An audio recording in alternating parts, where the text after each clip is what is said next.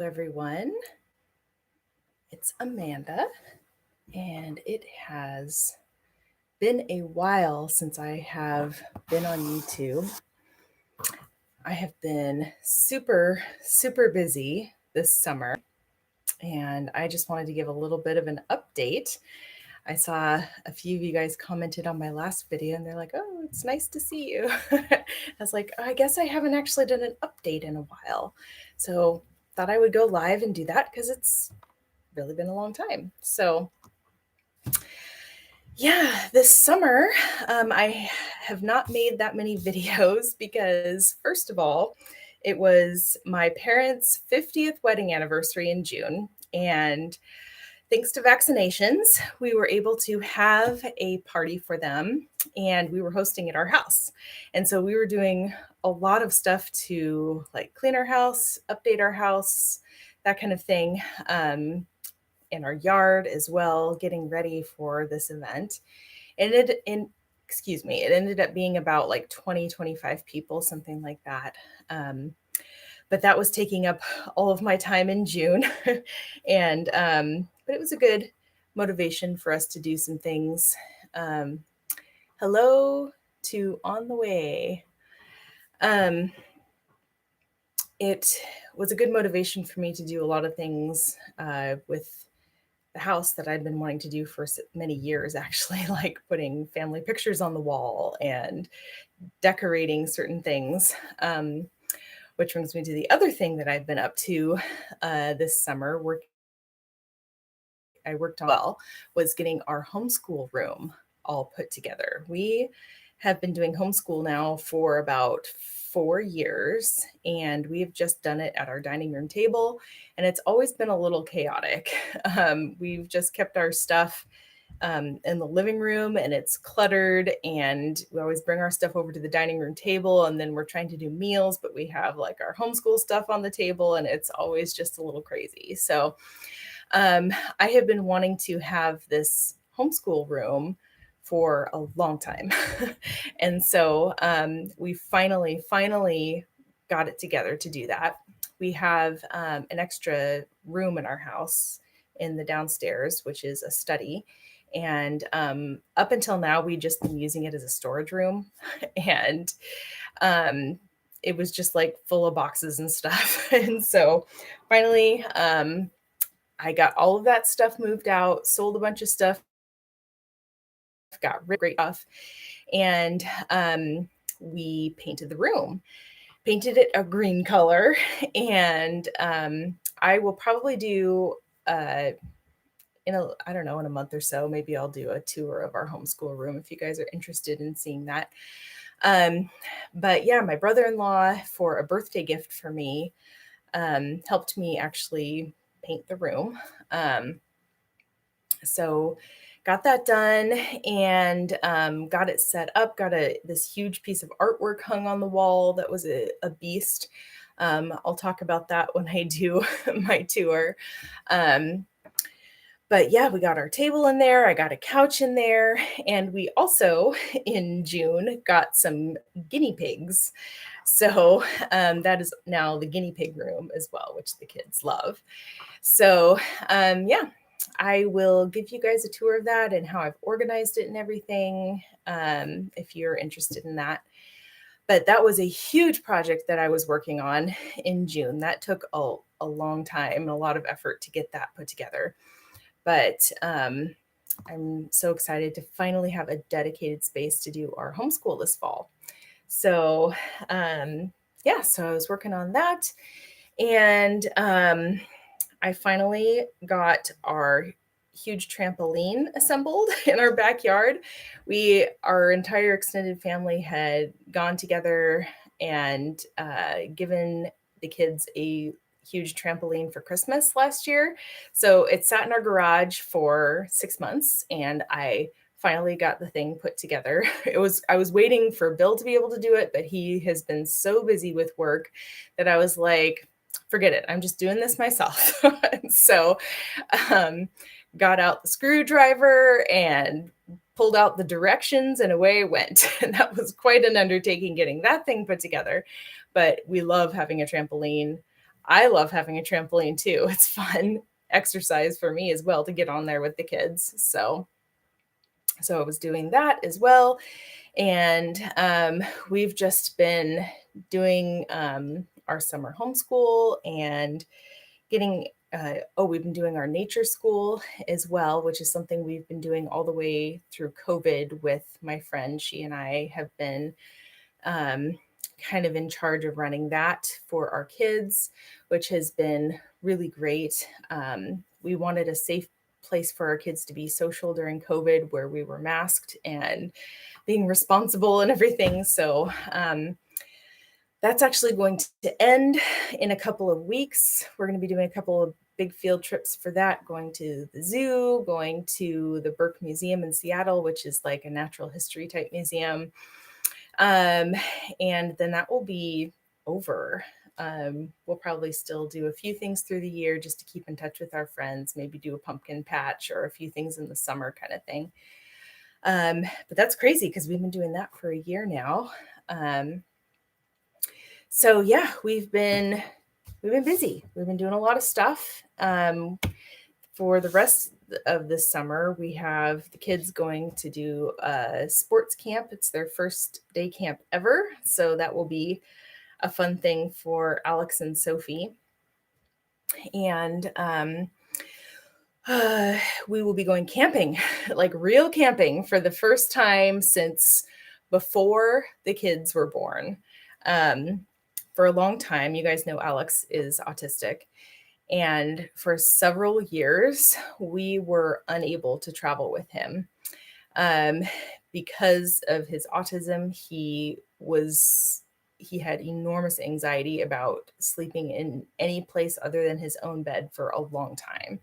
And so Avery says, "You're camping now. That's awesome." Yeah, so it was really hard for us to travel with Alex for a long time. I mean, because we had tried when he was a baby, it was okay because he wasn't really aware. So we did a lot of traveling when he was a baby, but then we got to a point where he became aware, and we went on a couple of trips where basically we didn't sleep. Like he wouldn't go to sleep until like midnight, and then he would wake up at 4 a.m. and was up for the day, and we were all just a sleep deprived mess. And so we're like, we're not going to do this for a while. So, but in the last year or two, he has really started coming around. The kids have stayed at my parents' house with them. So that was like a good way for them to practice being away from home for a while. And they got really good at that. And Alex started being really good at that. And last year we camped in the backyard. I think I have a vlog about that. But we thought we would just give it a try, just seeing, how would he do sleeping in the tent. And last summer, he did it, and he did a great job. He slept in the tent and made it all the way through the night. And so last summer, Teo didn't quite make it through the night, though. So last year, he was 2. He was still not quite ready for that. So, but this year, we tried it again. And camping in the backyard, we had, for our nature school, we actually had a camp out all at our house in the backyard. And all 3 kids slept in the tent. All 3 of them made it. So we were like, okay, I think we're going to be able to handle doing real camping this year with all 3 kids. So this is the first time we have really gone camping as a family, like going to a campground and doing the real deal for the first time since, Bill and I haven't been really camping since before Alex was born. So it's been almost 10 years. That's crazy. So we love camping and we are outdoorsy people, really feel close to God in nature. And so we love getting out, and we're finally glad that we are over this hump through that difficult season with not being able to travel with kids and not being able to camp with kids, and that we are finally able to do that. So we're going to do that at the end of the month. And we have a couple of other small trips planned in there as well. So yeah, it's been a busy, fun summer, but just wanted to give you guys an update on that.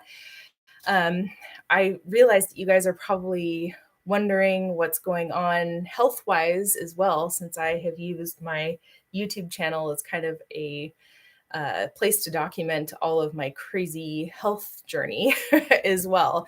With cancer, as you guys know, it's been a full year now since I ended chemo. I ended chemo July 31st. I had my last chemo session July 31st of 2020. So it has been an entire year, which is just, as you can see, my hair is, this is a year's worth of growth.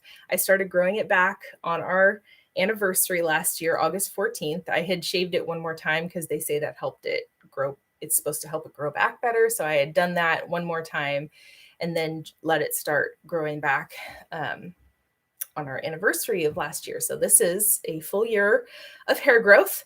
This is what it looks like. I'm actually really happy with this style right now. I'm kind of loving it. It's so easy and it is crazy curly.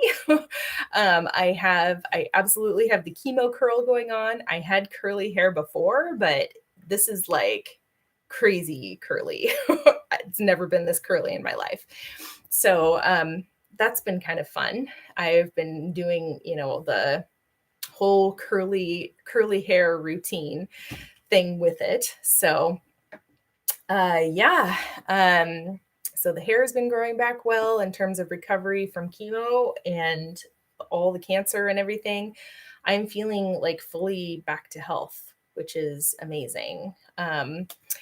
I also, if you guys have been following along, I had a hysterectomy in the spring, and the recovery from that was really difficult pain-wise. I had severe pain, so much that I couldn't even roll over in bed, and it was like excruciating just to get up to go to the bathroom.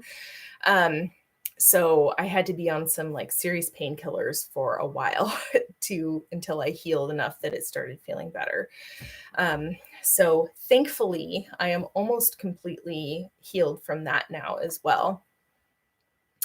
So now I'm just back to dealing with my standard EHLERS-DANLOS syndrome stuff, which was, sorry, I have allergies, which is why I'm an itchy nose right now. But yeah, I'm just dealing with my normal EHLERS-DANLOS syndrome stuff. My body was feeling good enough that I was trying running again. I hadn't run since several years ago, since before Teo, really, before Teo was born, which was, he's almost 4, so 4 years ago. With the prolapse that I had, the uterine prolapse that I had, it was just basically physically very uncomfortable to run. So I just wasn't physically able to do so for a while. And after I recovered from my surgery, I was like, now that I've had my surgery, let's give this running a try again. And I did, and it felt good. But then my EDS kicked in, and my knees were basically injured from running. So maybe I'm not going to be able to do running after all. I will just have to maybe stick with walking for now. But yeah, unfortunately, my whole weight loss journey has been a very difficult journey. Genetically, I am predisposed to being a little more overweight, and so I have to battle against that. It's definitely not easy for me to lose weight. So I have been intermittent fasting for about a year now, where I do 16. Right now I'm doing a 16-hour fast every day. And that has been really good for maintaining weight, but it doesn't seem to do the magic like it does for a lot of other people, where they just do intermittent fasting and they don't do anything else, and then they drop 30 pounds. That hasn't been the case for me. It's just helped me maintain. So at least I'm maintaining. But I definitely have to add in exercise, I think, for me to actually lose. So, and running apparently seems to be out of the cards for me. So at least for now, with my knees. So I'm just trying to get into the habit of walking 6,000 steps a day. I have my my fitness watch that I use to keep track of my steps, and I'm just trying to go that route for now.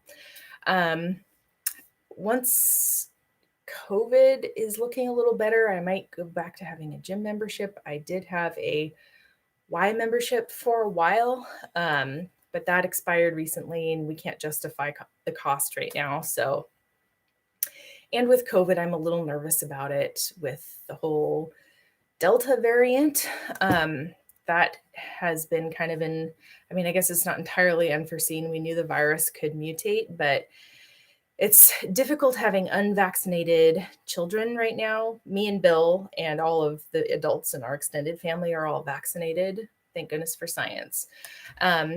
But our kids are not eligible to get the vaccination yet. And it does make me nervous because the Delta variant is now more dangerous for kids. The previous variants didn't seem to affect kids as much, but the Delta variant, they're seeing a lot more kids in ICUs now, and it's a lot more serious for younger people too, like younger adults and everything. Whereas previous variants that wasn't the case so much. So I've been really nervous with the Delta variant and our kids being unvaccinated and going back to school soon. Thankfully, our county just did a mask mandate again because of the Delta variant. So I'm really glad that they're taking that precaution, because even if you're vaccinated, you can still, even if you are asymptomatic, you can still contract it and pass it to other people. So it protects you from getting, but you can still contract it asymptomatically or get mildly sick and pass it to people who are unvaccinated, AKA our kids. So I'm getting nervous about that. I don't know about you guys, but thankfully our school that we do our parent partnership through for homeschooling, they are requiring masks, which I am really thankful for. So I went and bought a bunch of KN95 masks for us adults and for the kids. So when we go back in person, they'll be able to be protected wearing those. So yeah, so that's kind of what's been going on in our lives. And that's Lisa says, yes, I am concerned about my kids getting Delta. Yeah, it's kind of scary. I mean, it seemed like the other variants were not as scary for kids. But with Delta, it seems a lot more serious for kids. So, and the other thing that is affecting unvaccinated kids is they're seeing a lot more long haul COVID in kids as well, where even if they get a mild case of it, they're getting these long-term debilitating symptoms even after they recover from the virus. And that scares me as well, because I really don't want my kids to get long haul COVID as well. So yeah, so we're going to do our best to protect ourselves and protect our kids, and I encourage you to do the same. So yeah, that's what's been going on in our world. The other thing, like the title of this video, I am so excited that I'm afraid to say it out loud, because I'm afraid that it's just going to saying it out loud is going to jinx the YouTube algorithm or whatever. But I seem to have comments back for the last 3 events, and I haven't had comments for 2 years now because of the crazy COPPA stuff that they were doing with YouTube. So some of the channels that I watched who lost their comments, they've gotten theirs back as well. So I am really hoping that this is a thing and that I get to keep comments now, and that YouTube has figured out their stuff. That would be amazing. I would be so happy if comments are permanently back, because I love interacting with you guys. That's honestly one of my main reasons that I keep doing YouTube, is because of the community with you guys. And when they took my comments away, that honestly took the wind out of my sails. I mean, I've talked about that in the past, so this might give me a renewed motivation for YouTube if the comments stay. So hooray for that. Hooray comments. So let's see if that continues. And please leave comments on all of my videos from here on out. It looks like all of my previous videos still don't have comments. They didn't restore my comments to all of my old videos, which is a huge bummer, but I'll take what I can get. That at least if I can have comments for my new videos, that would be amazing. So yeah, so I hope you guys are doing well and staying safe and enjoying your summer. Or if you are in the Southern Hemisphere, enjoying your winter. I know there are a few people who watch from like New Zealand and Australia. So just trying to think if there's anything else that I haven't covered in the life update. I guess the other thing I could talk about is Alex and Sophie and neurodiversity and stuff. Let's see. Envoy says, just realized comments are back. Yes, hooray, comments. The other thing I was just going to talk about, I guess, is Alex and neurodiversity and Sophie as well, and therapy and that kind of thing that's been going on. We had our insurance drop the place where Alex was going to therapy before, so we had to do this whole ordeal of finding a new therapist. I really think it was a God thing, but we found a new therapist who does therapy out of her home and does play therapy and works specifically with neurodiverse kids. Hello, Andrea. It's nice to see you as well. So we started doing that, and that was a huge thing because I thought it was going to be so difficult for us to find. The demand is huge, and there are huge waiting lists right now. There's such a need in the mental health world right now. So I don't know how it happened, but we managed to find this therapist who specializes in neurodiversity and happened to be taking patients at that moment, because once she took us, she actually closed again to taking new patients. And she says she's getting like 5 calls a day because there's so much need of people, new patients trying to get in. So that was a huge blessing. So we've been doing therapy as well. I haven't really talked about Sophie very much. Maybe I'll make a separate video about that. When I talk about neurodiversity, I'm usually talking about Alex because it's a much more pronounced thing for him than with my other kids. But we did an ADHD evaluation and an anxiety evaluation for Sophie. And she's kind of borderline ADHD, which we're not surprised. I have ADHD. Bill has ADHD and is also on the spectrum as well, which is something I want to do a video with him talking about that. So it's not at all surprising that Sophie is borderline ADHD, and she definitely has anxiety. So we've actually started having her go to therapy as well, which has been a huge beneficial thing for her. She's had some emotional regulation things come up surrounding anxiety, and it could be just a little bit with the ADHD as well. And so that's been a really positive thing for her as well. Let me know if you're interested in me making a video talking about Sophie, or maybe even talking with Sophie. I could have her on there as well. She likes to be with me and to talk about all this stuff. She told me, I want to learn how my brain works, mommy. So, and Teo, we don't think that Sophie or Teo are autistic. They don't seem to have the same signs as Alex has had, but it's probable that he is also ADHD, but he's 3, almost 4, so we're not at a point where we really need to do any sort of interventions with him at this point. It's not disrupting anything, so we're just kind of, coasting with him right now. But there's nothing too serious, no major concerns that we have with him. So anyway, so that's what's going on on the neurodiversity front.